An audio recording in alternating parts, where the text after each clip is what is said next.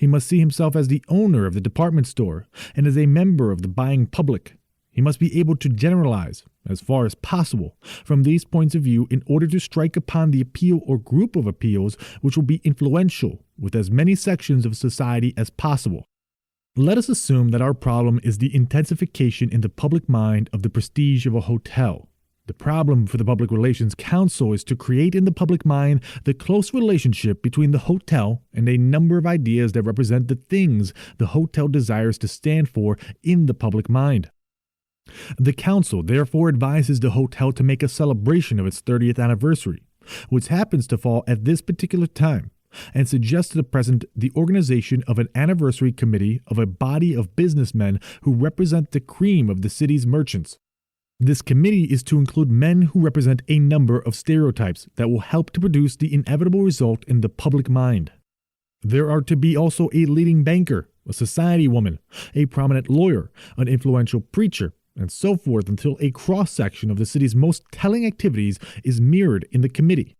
The stereotype has its effect, and what may have been indefinite impression beforehand has been reinforced and concretized.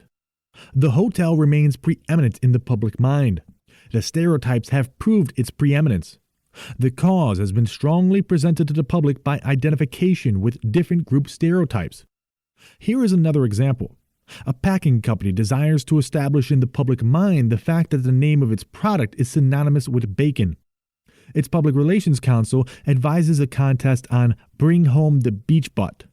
The contest to be open to salesmen and to be based on the best sale made by salesmen throughout the country during the month of August.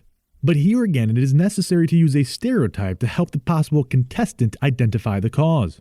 A committee of nationally known sales managers is chosen to act as judges for the contest, and immediately success is assured. Thousands of salesmen compete for the prize. The stereotype has bespoken the value of the contest. The Public Relations Council can try to bring about this identification by utilizing the appeals to desires and instincts discussed in the preceding chapter, and by making use of the characteristics of the group formation of society. His utilization of these basic principles will be a continual and efficient aid to him. He must make it easy for the public to pick his issue out of the great mass of material. He must be able to overcome what has been called, quote, the tendency on the part of public attention to flicker and relax, end quote. He must do for the public mind what the newspaper, with its headlines, accomplishes for its readers. Abstract discussions and heavy fact are the groundwork of his involved theory or analysis, but they cannot be given to the public until they are simplified and dramatized.